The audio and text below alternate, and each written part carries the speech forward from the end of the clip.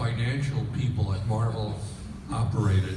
So it happened to arrive, this was back in summer of '72, when Marvel was expanding. Stan Lee had become publisher, they had a new owner, they wanted to come out with tons more comics, so they were spending a lot of money on messengers to bring the comics from the original artwork, from the Marvel offices to the Comics Code Authority offices, also in Manhattan, and then onto the printers. And because they increased production so much, they they were paying a lot in messenger bills. So, hey, we could hire this kid for free, Saul Brodsky thought, and I had sent my postcard to Roy Thomas, and Roy was thinking, they hired just a normal messenger, be some old guy smoking cigars, right, Rick? And sitting, waiting to deliver the next package.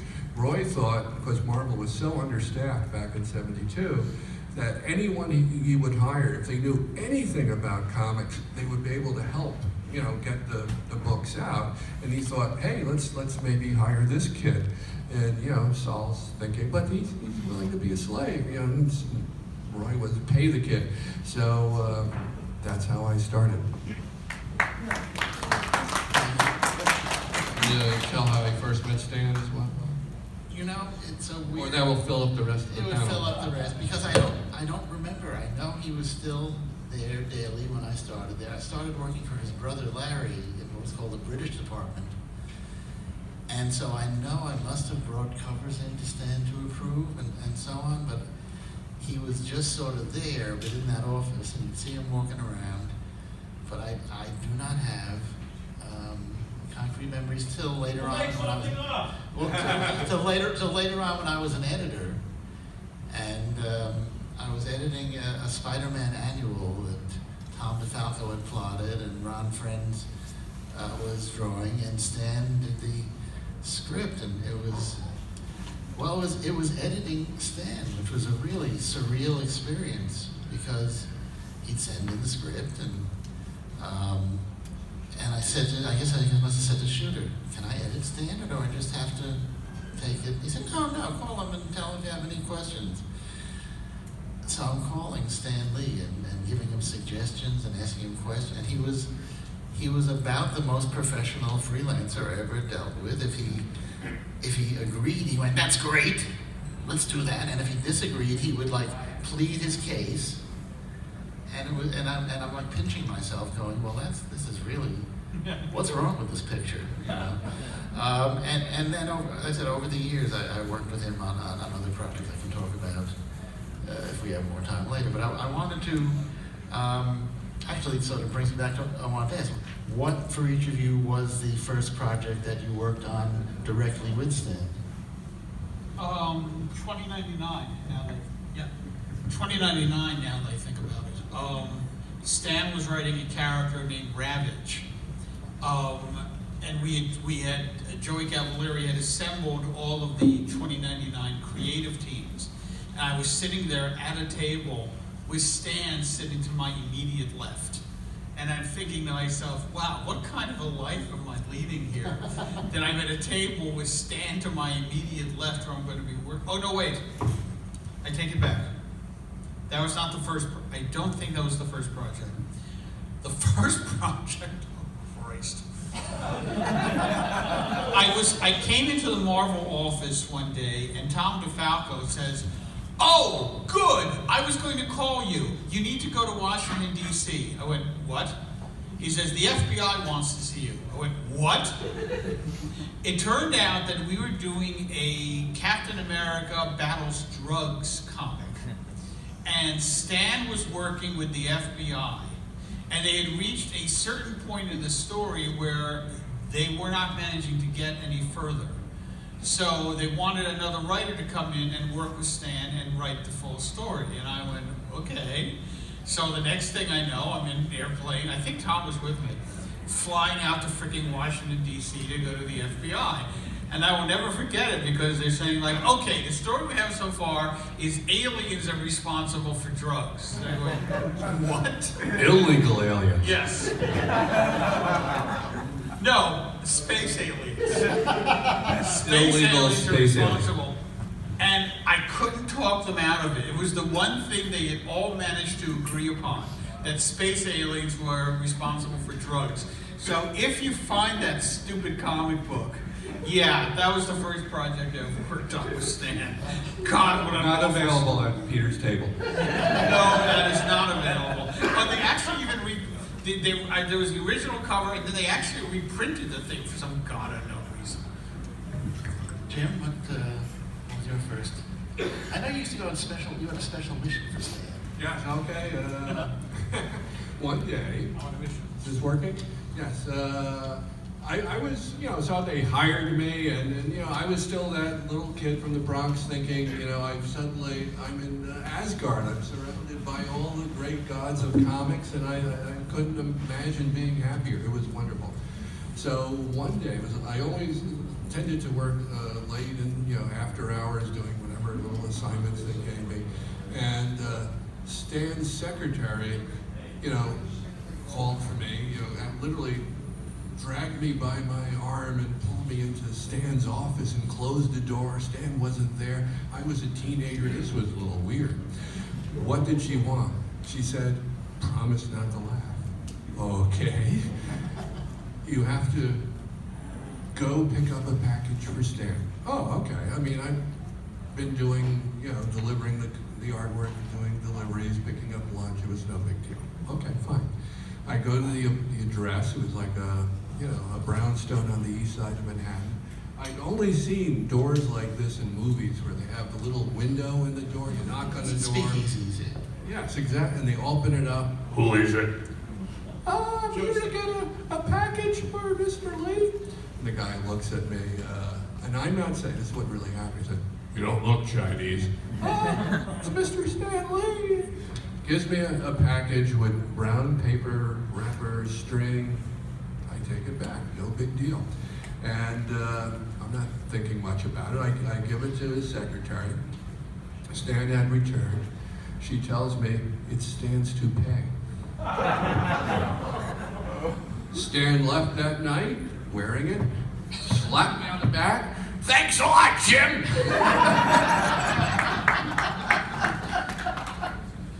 You don't look Chinese. I would have said I had an operation. See, now in the era of eBay, you would have grabbed the toupee and put it up for sale. Yeah. And claimed you had lost it. Yeah, I hear it's a hair loop.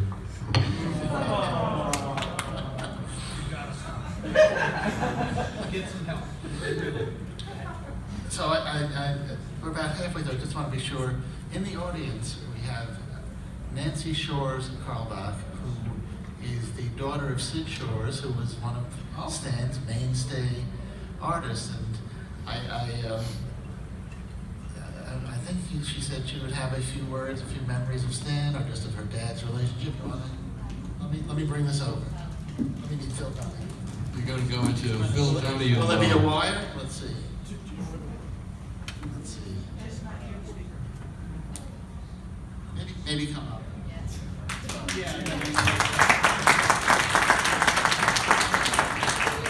Okay, well, thank you. This is a surprise. I wasn't expecting to speak. We said But, that was a surprise guest.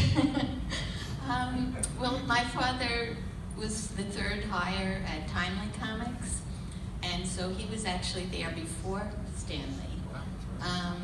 So when Stan Lee started, he was really just, I understand, just doing errands around, for Martin Goodman's company. That's how all the grades start.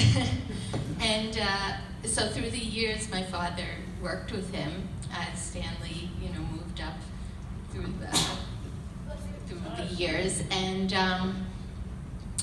my father actually left comics when comics fell out due to all the scare in the 50s. And he was out of comics for 10 years. When he came back, at that point, Stan Lee was, had risen in the ranks and was doing quite well. And so they worked together again through those years. So my relationship with Stan Lee really doesn't begin. I mean, he was always a household name. I always heard of him and so on. But growing up, I really don't remember meeting him, although I may have. And I may have even met him at one of these comic book conventions, because I used to go with my father to the very first ones by Phil Seuling. Phil Seuling organized them. And after that, he came to my father's funeral, so that I remember.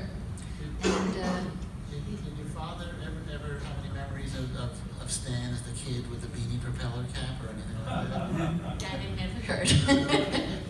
That I never heard. It was just, he was delivering his, assignments, and, Stanley said this or whatever. But I didn't pay attention. Had I known, I would have paid attention. No. And then in later years, my father died. I was sort of, not connected to the comic world. Till years later, Alan Bellman, who was a friend of my father's, good friend, I tracked him down, and he put me in touch with a lot of people. So I started coming to these conventions again. And I saw at one of the conventions, Stanley was going to be in New York, and I was able to arrange a sitting with him. My family came, and we sat for about 10 minutes or whatever. He signed the books that I had. I actually had that secret Code of Comics book, and so I had him sign that. And he was very, very nice, very gracious, said wonderful things about my father. And after that, I actually had an email little relationship, very short, but I used to wish him happy birthday, happy new year. He would write back immediately, which was very impressive. It was, yeah. You didn't want to hang over his head? No, but it was like immediate. I was like, that was pretty impressive.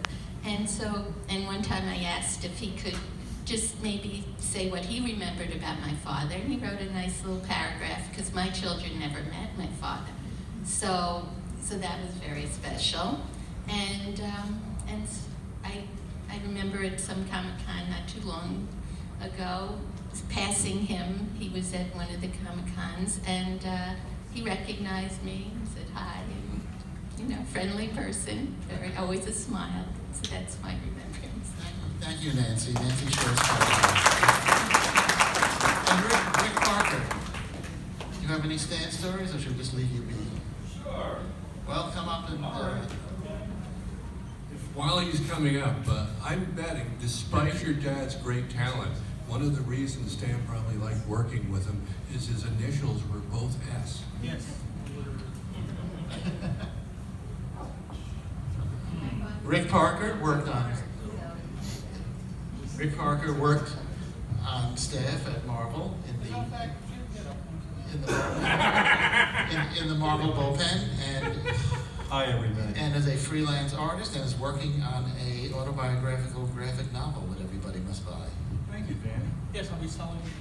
Well, I was fortunate enough to be one of the people who got to work at Marvel Comics while Stan was still in the office. And of course, we all love Stan, and Marvel Comics would not have been what it is today or was then without Stan. He was the Walt Disney of comic books, as far as I'm concerned, and I love the guy.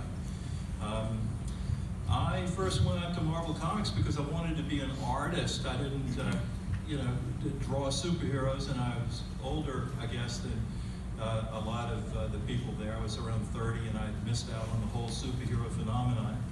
But they wound up giving me a job as a lettering artist, and I did get to letter a lot of Stan. I lettered the Spider-Man strip for Stan for many years, which was in the paper, and I thought he was a great writer, and I lettered over 1,000 stories by other writers, and they were great. I lettered Peter David's Spider-Man #1 for $20.99, and I lettered a lot of Jim's stuff, and I lettered the Hulk for Peter David, and I think I lettered some stories for Danny Fingeroth. Did a lot of lettering, and anyway, but I always wanted to be an artist. And later on, thanks to Jim Salicrup, who liked my work, although it kind of fell into it wasn't superhero work, it fell into the weird humor category. I started doing a few cartoons, and apparently something I did, I don't know what it was, caught the attention of Stan Lee. And one day I was at home in my studio, and my girlfriend at the time, Lisa Truciani, who was the writer of Barbie and Morbius the Living Vampire and Heathcliff and a few other things, happened to be over at my house. And the phone rang, and she answered the phone. And she said, Rick, it's Stan Lee. And I thought, wow, great. I love it when I want her to think that I'm the kind of guy that Stan Lee calls at home. I thought this is going to bode well for my relationship with her. Anyway, I got on the phone and he says, "This is Rick. Hiya, Rick. I'm going to be meeting with Mike Tyson next week, and I want you to do a cartoon for me. It's I'm the ringleader, and it's a boxing match, and Mike Tyson is standing there, and he's going to be fighting the Hulk. And here's what I wanted to say." And in a big balloon, and I thought, okay, Stan, I can do that. He says, great. And then he hung up the phone. And then, I talked to my girlfriend, and I said, Stan wants me to do a cartoon, but he didn't say anything about money. So I spent a couple of days, and I did this great big thing on a piece of 18 by 24 illustration board. And I said to Lisa, what should I charge him? If I just charge him like $100, he'll probably think it isn't any good. I know what, he's Stan Lee, he's a multi-millionaire. I'll charge him $500. So I sent him a bill. Today, I know what the right thing to have done was. I should have said, Stan, I'll be no charge, buddy. I'll do this for you because of everything that you've done for us and the comic, because I wouldn't be sitting here if it weren't for you. There's no way I'm going to take any of your money. That would have been the right thing to do. But I sent him a check. I sent him a bill for $500, and a week later I got a nice check and $500, and I never heard anything more about it. He never called me again to do any more cartoons. Well, about 5 or 10 years went by, and I happened to be out at the San Diego convention in California, and I was getting on the bus to go over from the hotel to the convention center one morning, and I'm sitting there about halfway back in the bus, and two men get on, and they were talking and having a good old time. And one of them was Stan Lee, and the other guy was Gil Kane. And they were really yapping it up there. And they sat down right in front of the seat that I was sitting in. They kept on talking. And when there was a lull, I kept wanting to tap Stan on the shoulder, and say, hey, you remember me? But anyway, they finally stopped, and Stan looked around and he saw me, and I said, Stan, hi, I'm Rick Parker. I don't know if you remember me, but he says, yeah, I remember you. You're the guy that charged me $500 for that damn cartoon. But Rick, the most important part of the story is you impressed the girlfriend. Yes. We've been married for 25 years, and she's great. And $500. Peter, when you were, we've exhausted our special guest. When you wrote the graphic novel memoir with Stan, what did you learn that you didn't know about Stan before that? Oh, God. Well, sorry. A lot about his background. His pretty much his entire life story. I mean, when I was going to write this thing, I started researching, and I can tell you, it's very easy to research Stan Lee. I mean, put Stan Lee to Google, and you get 15 billion hits. You know, I read his autobiography, Excelsior. I read books written about him. I read dozens and dozens of interviews. Then I was out in California, and I sat down and interviewed him in person to get some additional details. I also consulted a guy named Max Anderson, who was Stan's right-hand man and had been for a number of years. And Max had some great stories and anecdotes that I added in to the graphic novel. And just his entire background, his family history, pretty much all of that was new to me. I mean, God knows I knew about him in terms of his involvement in Marvel Comics. I mean, that had lived pretty much, in the public eye. But all this stuff with him as a kid and his life growing up and his parents, all that was absolutely new to me.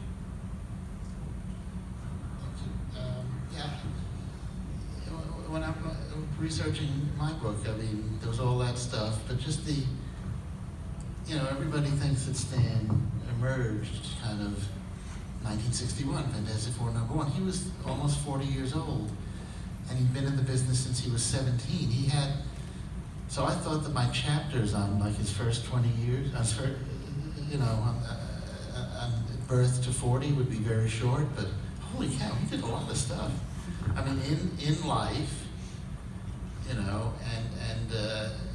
DeWitt Clinton High School in the Bronx, and then he came to work for Simon and Kirby, and for Sid Shores at age 17, and then Marvel was, everybody thinks of it as the little engine that started in '61, but that had only been true for about 4 years. Before that, they were either the biggest or the second biggest volume producer of comic books in the country. So Stan and some other sub-editors, Al Jaffe, Al Solman, a half dozen other people, were running 70 monthly titles of every genre imaginable, and Stan wrote a lot of them. And he was very much in the public eye. He got into controversy, during the War of the Mirror and so on. So it's that the guy had this whole life before even FF #1. To me, I knew it, but I sort of hadn't realized, because like I said, I thought, I'll do these chapters in a couple of thousand words, like 7,000 words later. Maybe I won't do them in a couple of thousand words. And they're all great words. Jim, you were mentioning earlier about how, Jim's girlfriend was impressed by the fact that, that Stan called him. Can I tell you a Stan Lee impressed story? Please do. Okay, this take a minute or two, but I'm shocked. a number of years ago, my marriage was falling apart. My wife and I, my future ex-wife, were going through divorce proceedings, and we were fighting over child custody. I wanted to share the kids. She wanted to be exclusive.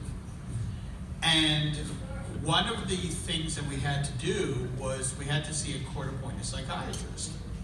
And since he was court-appointed, there would be no confidentiality. And we were told that we needed to present a letter of character recommendation from someone who's not a relative. And I thought of Stan, because Stan had seen me with the kids, and I thought, let me go to Stan. And I contact Stan, and he says, I'll be happy to write you a recommendation letter. And he writes a letter of recommendation. And I was the first one to see the psychiatrist, and he's going through my file folder, and he says, okay, you worked, okay, and you have a letter of recommendation from Stan Lee? I went, yeah. He says, the Stan Lee? I went, yeah. He says, you know Stan Lee? I said, yeah. How do you know Stan Lee? So all of a sudden, the guy is totally enamored of the fact that I know Stan Lee. And we have a really great conversation. The next day, my future ex-wife goes in for her meeting. I get a call from her. She says, you got a letter of recommendation from Stan? I said, yeah. I said, I can't help it if my friends are cooler than yours. Well, this so blew away the psychiatrist that the next time we're in court, her lawyer moves to have a new court-appointed psychiatrist put in. And the judge, who had picked this one, says, what's wrong with the psychiatrist? And the lawyer says, Mr. David has completely overwhelmed him with the force of his personality. And the judge looks at me, I'm going, and he says, what are you talking about? And she says, well, he brought in a letter of character recommendation from Stan Lee. And the judge goes, Stan Lee? And she says, yes. And he looks at me and says, you know Stan Lee? I said, yeah. How do you know Stan Lee? And the lawyer went, well, not only did the judge not replace the psychiatrist, but at which point my wife kind of threw up her hands and said, okay, you know what, you want to split the kids? That's fine. And that ended the entire child custody section of the divorce proceeding. So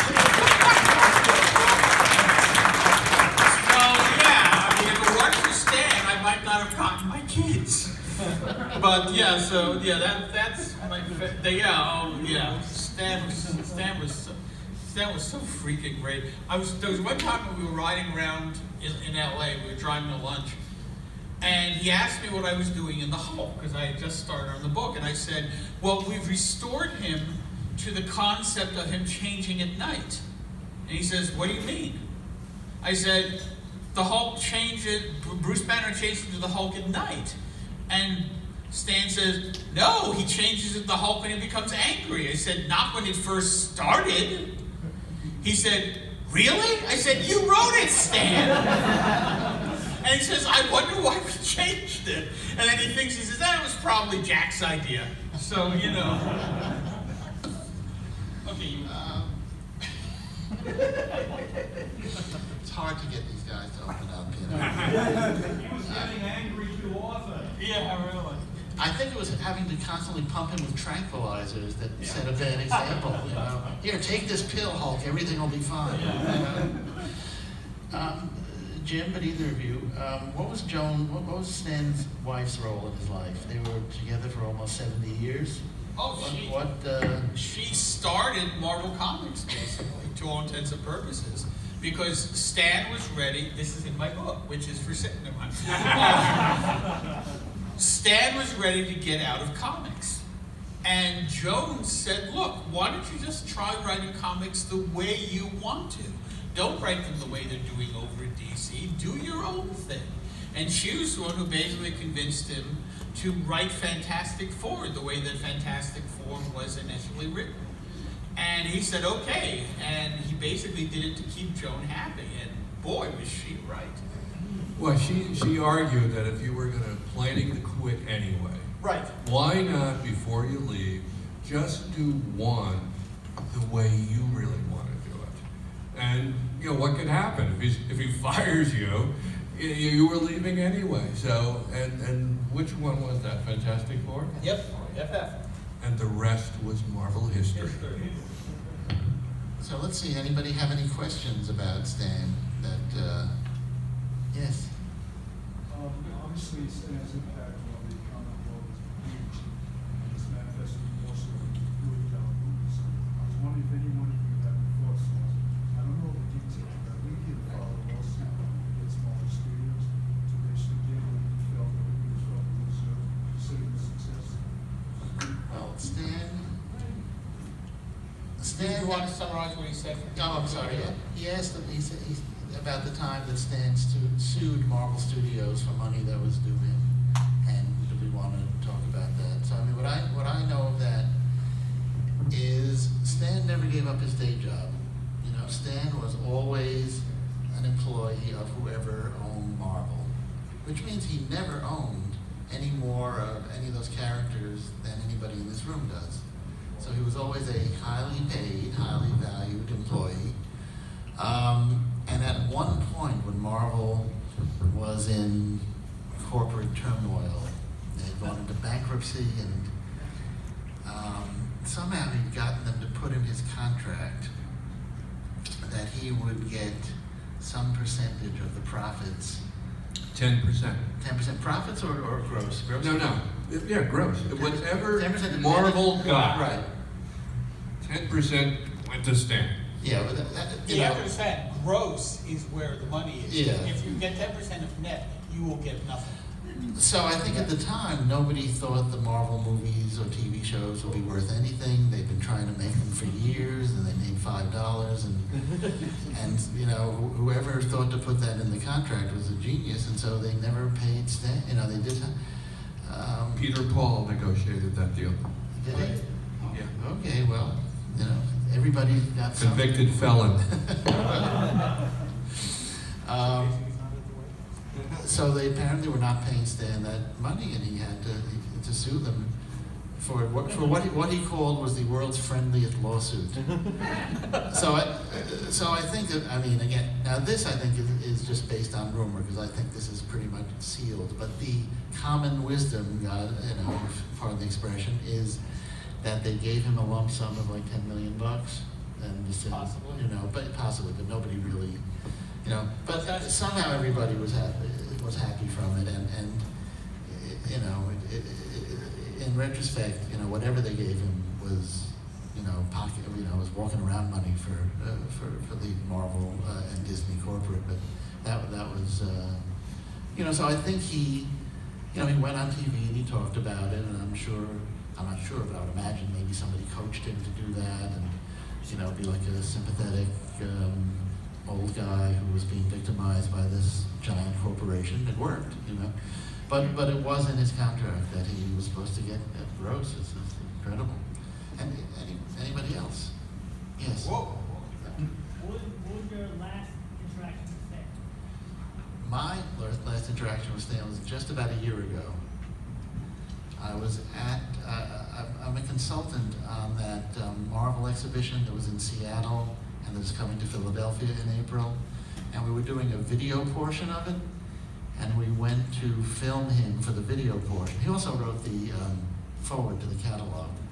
But we went to see him in February of 2018, and he was very weak and very frail, but hilarious. And he, you know, I think even until the end, my favorite story, you know, that Roy Thomas told, because Roy saw him 2 days before he died. And apparently Roy said to Stan, Stan said to Roy, you know, this getting to be 100 isn't as much fun as I thought it would be.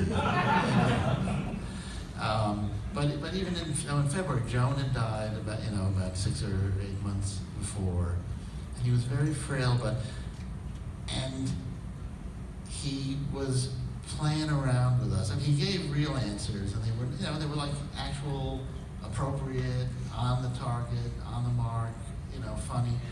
But sometimes you could see he was having trouble breathing because he was very ill. He just had pneumonia. And so I'd ask him a question. You know, I was asking sort of general questions for this general interest documentary.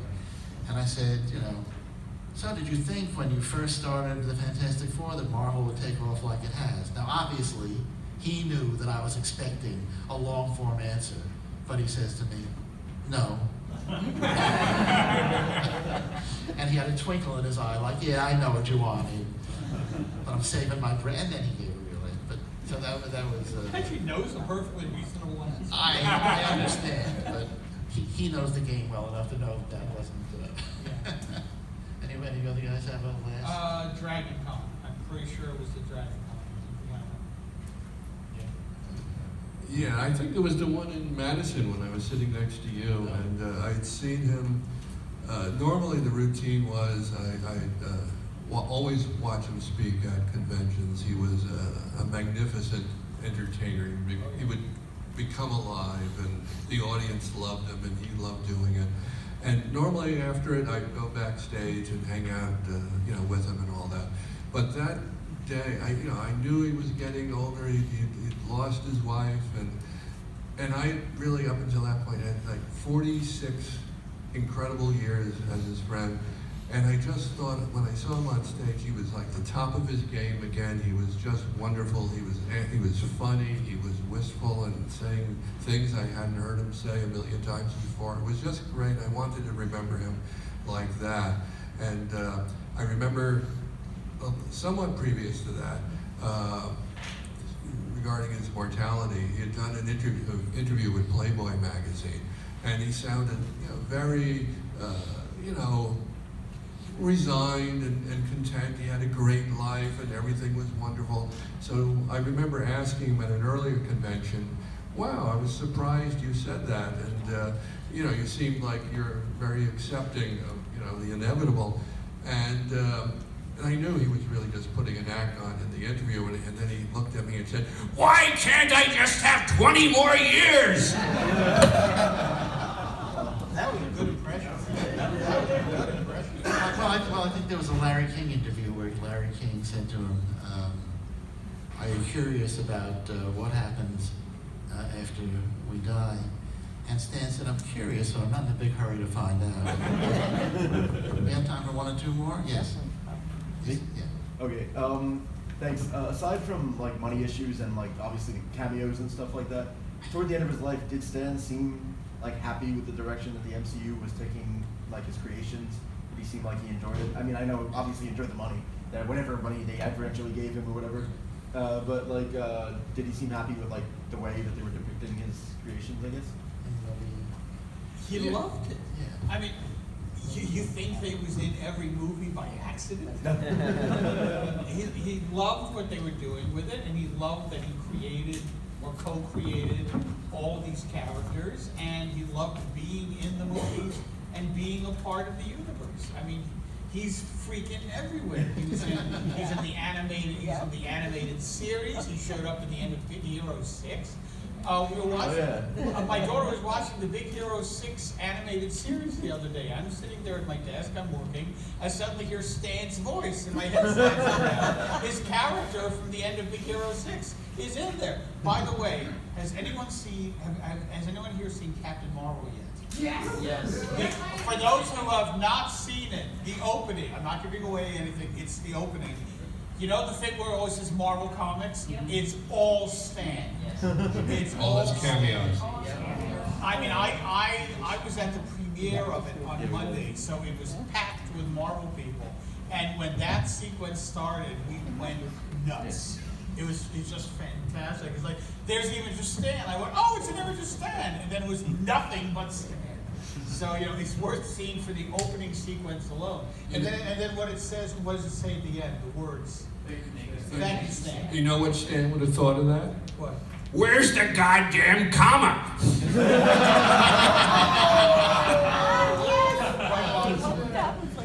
No, if Stan had been in the audience, he would have yelled, "You're welcome!"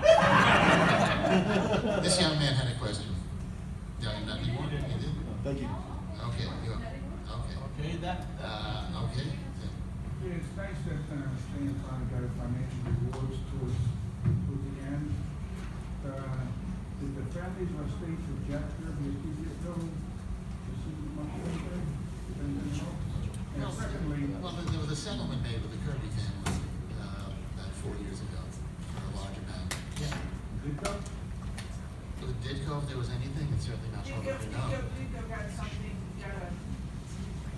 once it was definitely, like the Doctor Strange, he got a serious paycheck out of Doctor Strange. And did he cash it?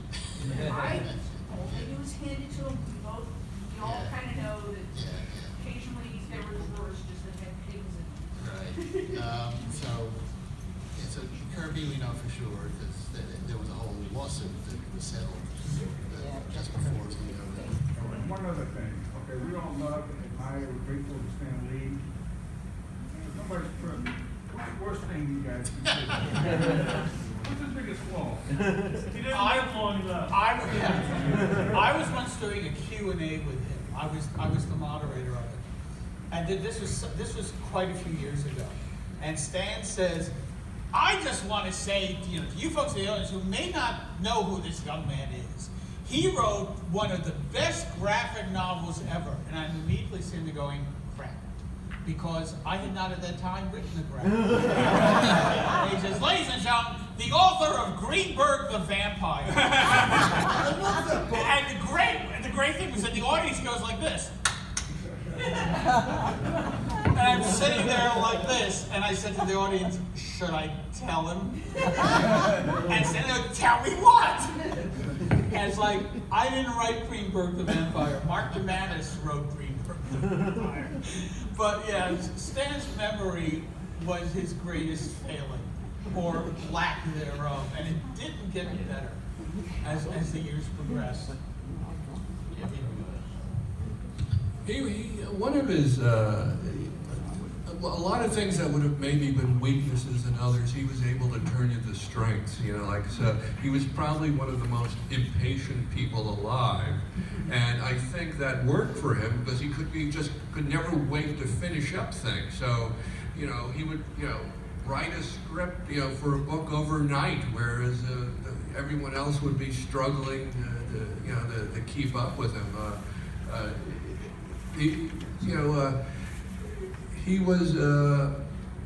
He would probably say his biggest weakness was he wasn't a businessman, and he was maybe a creator first and didn't make the best deals that he should have done. I guess that would be it. Yep, this is it. But I would like, first off, He's gonna hit us with the guitar or something? believe it or not, but first off, big round of applause to these guys. It was very heartfelt, it was very genuine, and I believed every word that you said. And if you would just indulge me, I know that we've got another panel coming up in just a moment, I believe with Tony Isabella, something about science fiction and television, but yes, from the Bronze Age to TV, discussing Tony Isabella, the creator of Black Lightning, with Trevor Von Eaton, by the way, and Arvell Jones, about how 70s comics creations have burst onto viewer screens worldwide. But if you would just indulge me, I wrote a song tribute to Stan Lee. May I? It's your, All right, now I lost my harmonica, so I have to do the instrumental part vocally, so just bear with me.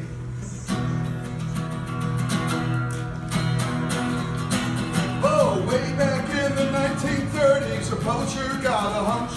He put a 10-cent sticker on a 4-color pamphlet and he sold out quite a bunch. Well, the next thing you knew, those 10-cent pamphlets were as far as the eye could see. And all the little kids were living their dreams in a 4-color fantasy. Well, now detectives and cowboys, pirates and heroes, a red and blue fireman. And the masked 10 kings would raise the stakes as the writers tried to feed the demand. Well, a little city boy, he wrote some stories, and that's how the legend began. Of the fella we all came to know and love, and he called himself Stan the Man. Well, he worked at the feet of Simon Kirby for the timely heroes, mighty and strong. But it wasn't until the 1960s he found where he truly belongs. Well, he worked with Kirby and he worked with Ditko, assess he wasn't sure. Oh, but the comics changed like a weather vane thanks to the man who said Excelsior. We would go swinging on webs and flaming heads and a power plant in our heart. As the mutants fought, he gave lectures and taught that comics were now pop art. No, comics aren't a mighty force in our culture, not least because of old Stan Lee. And we're all here together at a comic show to live a 4-color fantasy. I said a 4-color fantasy. Yeah, 4-color fantasy. Take it, Peter! all three of us are up in Artist Alley, so come say